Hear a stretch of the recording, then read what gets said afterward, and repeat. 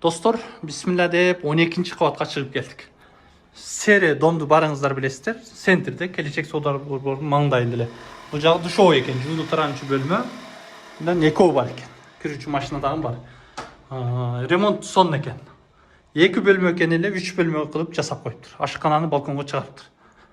Бул балдардын бөлмөсү экен. Жаркыраган, жарык, сонун үй. Мурдагы эски келечек сауда борбору. Корона. Филфак. Бул жака түз өтсөк, филармония тарапка, тынчтык сауда борбору Араванский тарапка өткөзөбүз. Мектеп бала бакча баары ыңгайлуу. Сырттан тартпай эле коеюн, ушул жактан эле көрсөтүп коем. Серени барыңыздар билесиздер. Аккеме домдун жанында бул жагы ашкана. Идиш аяк жуасыз, майда шүйдөн саласыз. Текчелер баары бар. Холодильниктен бери мынакей.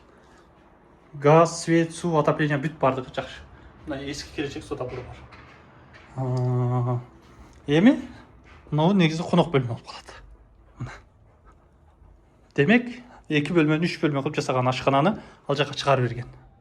85 квадрат метр, акчасы болсо $95,000, түшүп берүү жолу бар, ипотека жолу каралган, одобрение алган, чалсаңыз болсун. Мына сырткы эшик, темир эшик, бронь эшик. Кышкы жайкы кийимдерди мунун ичине саласыз. Бүт бардыгы батат. Бул жагы экинчи душевой. Ажаткана бар, жуунасы, ресторан койгон, айлана тегерей кафеденген суу муздак суу бар. Бул жагы 3-чү бөлмө. Отопление, газ, свет, суу бардыгы централь. Бул жагы Зайнабидинова, Налайский домдор. Навай көчөсү болуп калат. Жаркыраган жарык үй, 3 бөлмө болуп жасалган, алган адам утулбайт. Ипотека жолу бар деп айттым. Сизге буйрусун, сизге насип кылсын.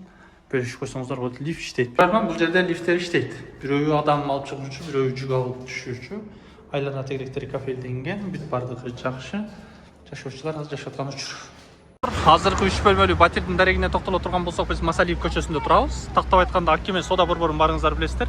Сере дом, 12-ci кабат, мектеп, бала бакча, маршрут каттам, такси каттам абдан ыңгайлуу. Сере, бул жагы Корона, бул айланба көпүрө. Навай көчөсү, Филфак, айланба көпүрө барыңыздардын эсиңиздерде. Негизинен алган адам утулбайт, бөлүшүп койсоңуздар.